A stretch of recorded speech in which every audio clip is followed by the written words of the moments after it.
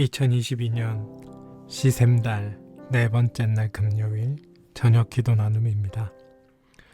이 기도를 들으시는 모든 분들에게 하나님의 크신 위로하심과 축복하심이 함께 하시기를 소망합니다. 오늘 함께 나눌 말씀은 마태복음 18장 12절과 13절 말씀입니다. 너희는 어떻게 생각하느냐?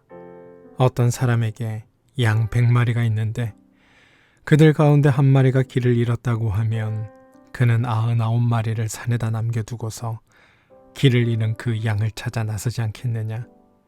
내가 너희에게 말한다. 그가 그 양을 찾으면 길을 잃지 않는 99마리를 마리 양보다 오히려 그 한 마리 양을 두고 더 기뻐할 것이다. 마태복음 18장 12절 13절 말씀.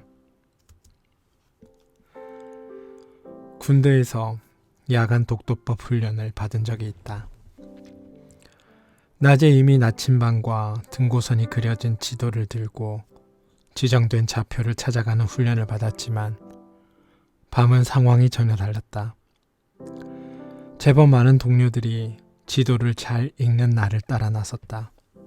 하지만 캄캄한 밤이라 산세나 지형을 읽을 수 없었다. 어느 순간 방향을 잃고 말았다. 아차하는 순간 낭떠러지로 곤두박질 칠 수도 있는 위기를 몇 번씩 넘겼다. 등골에 땀이 흘렀다.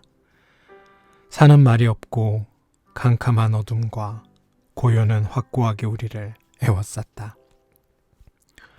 등성이를 오르고 내리고를 반복하면서 여차하면 산에서 노숙을 하면 되지 않은 배짱이 생겼다. 그런데 저편 어딘가에서 불빛이 하나 반짝이더니 이내 여러 개의 랜턴 불빛이 깜빡이기 시작했다. 이미 도착 지점에 도착한 다른 동료들이 예정된 시간이 되어도 돌아오지 않는 우리 팀에게 신호를 보내는 것이었다. 별빛을 찾아 탄생하신 구세주를 찾아왔던 동방 박사들의 마음이 그랬을까? 우리는 깊이 안도했고 한 점 불빛이 주는 위안이 얼마나 깊은지 절감하며 목표 지점에 당도했다. 주님은 제자들에게 물으셨다. 너희는 어떻게 생각하느냐? 어떤 사람에게 양 100마리가 있는데 그 가운데 한 마리가 길을 잃었다고 하면 그는 99마리를 산에다 남겨두고서 길을 잃은 양을 찾아 나서지 않겠느냐? 어쩌면 당연한 일인 것 같지만 현실은 꼭 그렇지만은 않다. 99에 속했다고 생각하는 이들이 자기들을 불편하게 만든 그 한 마리를 비난하기 쉽다. 그를 찾기 위해 허비되는 시간과 기회, 비용, 그리고 어쩌면 자기들에게 다가올지도 모를 위험까지 생각하며 차라리 그 하나를 포기하는 것이 더 낫다고 말할 수도 있다. 변혁을 지향하는 이들 가운데 자기들의 보폭이나 속도가 다른 이들을 불편하게 여기는 이들이 있다. 더 나은 조직 혹은 사회를 만드는데 장애가 된다고 판단하면 그들을 무시하기도 한다.